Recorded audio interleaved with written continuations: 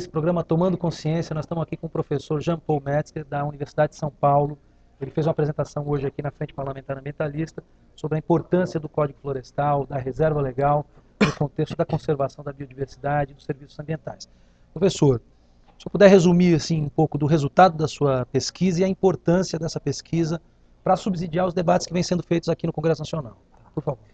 Bom, o que me motivou, na verdade, essa apresentação é responder uma pergunta recorrente, que é qual a base científica do Código Florestal. Então, eu procurei ver essa base científica, principalmente vendo a efetividade do Código Florestal para a conservação da biodiversidade, ressaltando 4 pontos. Primeiro, a questão da largura das APPs ripárias, questão da extensão das reservas legais, alguns mecanismos de flexibilização que estão em discussão, né? Eu também tentei olhar o que acontece se a gente juntar reserva legal com APP, flexibilizar o uso de reserva legal.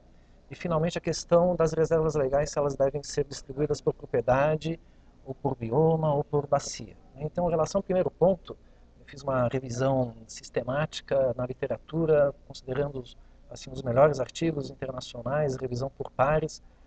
Pode ser replicado, acho que é importante dizer isso. Então, se alguém acha que tem algum viés, ele pode refazer a pesquisa que eu fiz, né? Então é totalmente objetivo.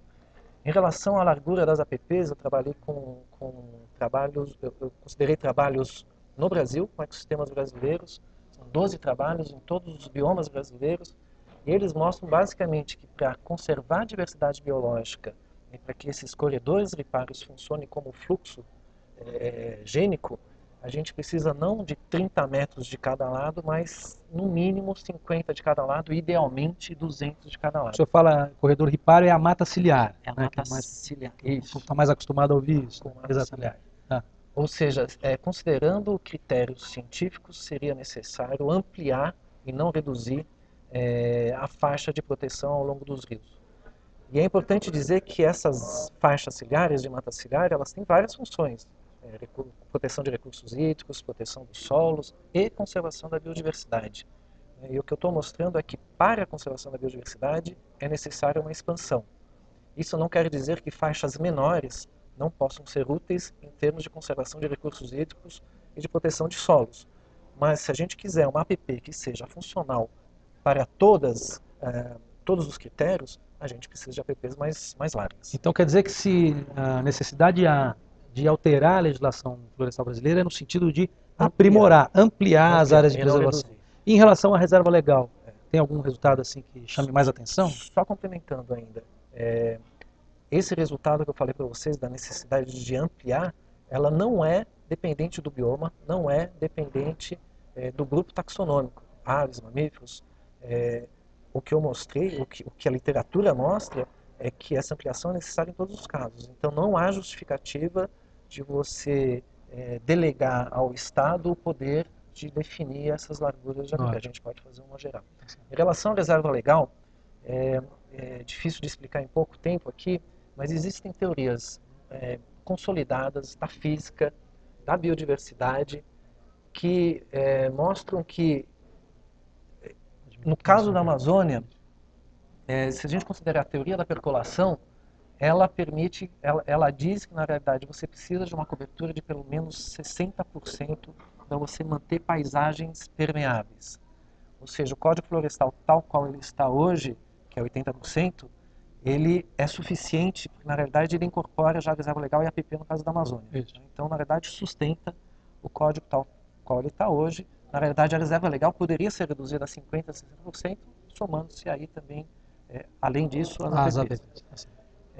Fora da Amazônia legal, a gente tem uma reserva legal de 20%. Aí a gente já está no outro patamar, já perdemos um monte de espécies e tal. Mas o que a literatura recente, de 10, 20 anos, mostra sobre fragmentação é que a perda de espécies ela não se dá de uma forma regular.